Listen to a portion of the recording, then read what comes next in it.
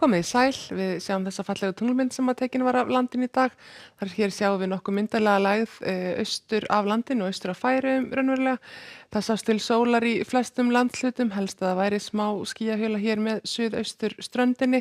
Það var svolítil þoka í Húnaflóa og svo háskýjahjöla yfir norðanverðu landinu, en sást þó til sólar svona þegar leið á daginn.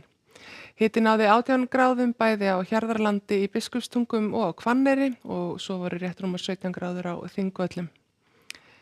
Ef við skoðum yfirlitskortið sjáum við að lægðin sem er austur af landinu, hún gengur áfram til austurs þó hún fari nú frekar hægt. Það er önnur víðáttumikil lægð suður í hafi, hún kemur nú ekki mikið við sögu hjá okkur. Þessi skil ætla að stoppa þarna rétt suður af landinu og leysast síðan að mestu leyti upp. Það kólnar þó aðeins yfir landinu svona þegar líða tekur á næstu daga, en breytingin í veðrinu almennt er ósköp lítil eins og við sjáum á þessu korti. Það er hægur vindur víðast hvar, helst að þessi skýjahullan sem að svona breytist þá sérstaklega frá nóttu til dags, þar sem að sólin bræðinu svona af sér þoku og ský yfirleitt.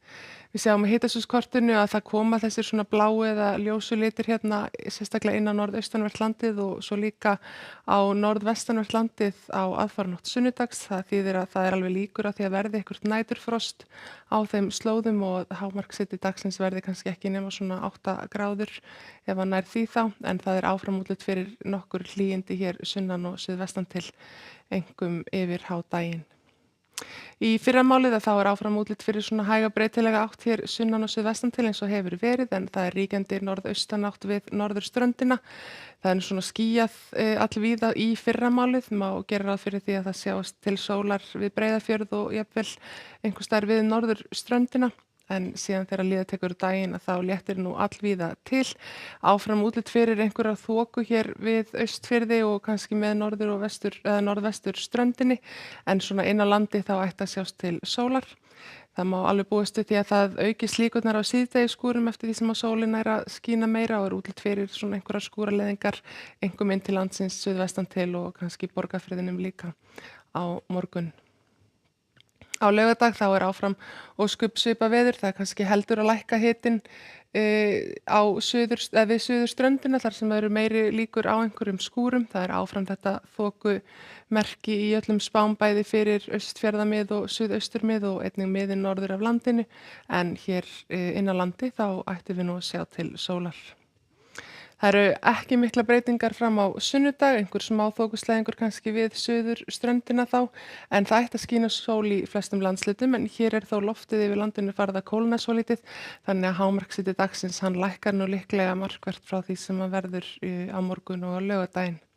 Og á mánudaginn þá heldur áfram að kólna, hiti kannski ekki nema 2 til 4 gráður hér á norðaustanverðu landinu, sérstaklega þar sem að verður skýjað þegar vind leggur svona að hafi, annars staðar er hæg breytileg átt og bjartviðri, en eins og segja hitastigið gæti orðið svona fremur lágt.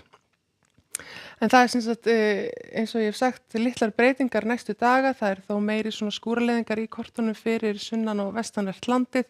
Hlýindi verða náttúrulega mest í innsveitum eins og vera beri á svona sólardögum þar sem skjólið er mest, en það er þó hægt að segja að það er ekki mikið merki hafgólu hér sunnan og vestan til. Áttina leggur hins vegar af hafi við norðurströndina og eins með austurströndinu og þar geti verið einhver þoka eða þokubakkar fram eftir degi á morgun. Verið sæl.